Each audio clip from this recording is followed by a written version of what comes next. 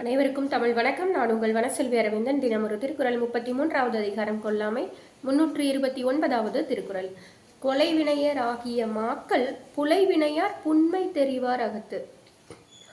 இந்த கொலை செய்யக்கூடியது எவ்வளவு இழிவான செயல், ஒரு குணம் அப்படின்றத உணர்ந்தவர்கள் இந்த கொலை செய்யக்கூடியவர்களை பார்த்தா அவங்களுக்கு கீழே ஒருத்தர் இல்லவே இல்லை, அவ்வளவு கீழானவர்கள் அவர்கள் தான் அப்படின்னு நினைப்பாங்களாம். அப்படின்னு நான் சொல்லலை, வள்ளுவர் சொல்லுகிறார்.